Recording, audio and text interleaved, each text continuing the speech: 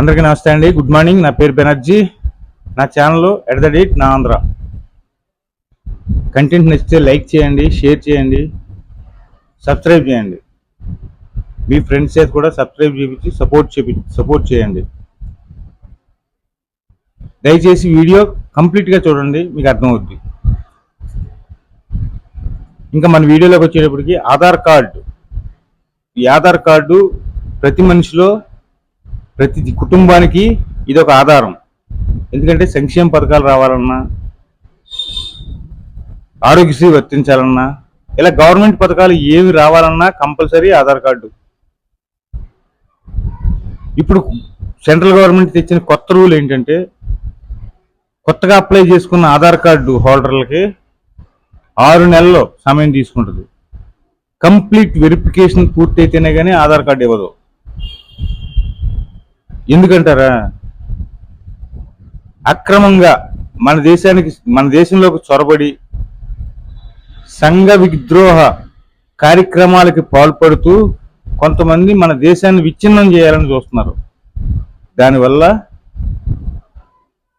6 నెలల్లో ఆ మనిషి ఎక్కడున్నాడో, ఇప్పటివరకు ఏం చేశాడు, మన దేశస్తుడేనా, ఇవన్నీ ఎంక్వైరీ అయిన తర్వాత మాత్రమే ఆధార్ కార్డు మీ చేతికి వస్తుంది. ఇంకా నెక్స్ట్ రేషన్ కార్డులు. ఆంధ్రప్రదేశ్లో రేషన్ కార్డులు మారబోతున్నాయి. దాదాపు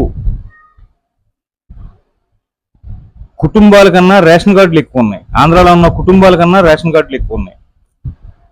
దొంగ రేషన్ కార్డులు, మినిస్టర్లు కానీ ఎమ్మెల్యేలు కానీ తమ యొక్క చెప్పు చేతల్లో తిరిగే వాళ్ళకి ఎక్స్ట్రా రేషన్ కార్డులు, ఒకటి కావాల్సిన కార్డు 2 ఇలా చేసుకుంటే వెళ్ళిపోయారు. కాబట్టి దాన్ని కత్తిరించబోతుందని తెలిసింది నాకు.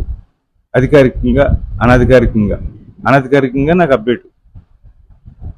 కాబట్టి నిజమైన లబ్ధిదారులకి 100% లబ్ధి చేకూరేలా ఈ గవర్నమెంట్ చర్యలు తీసుకుంటుంది.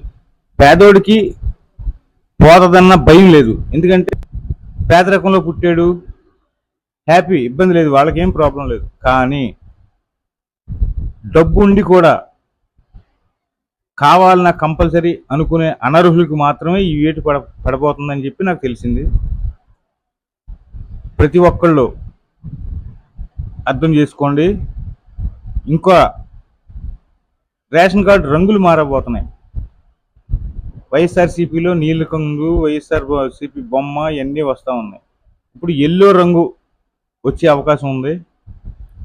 రేషన్ కార్డులు మళ్ళీ చేంజ్ అవుతున్నాయి. ఇది ఒక అప్డేట్. దయచేసి గమనించి ఈ వీడియోని లైక్ చేసి, షేర్ చేసి, సబ్స్క్రైబ్ చేయండి.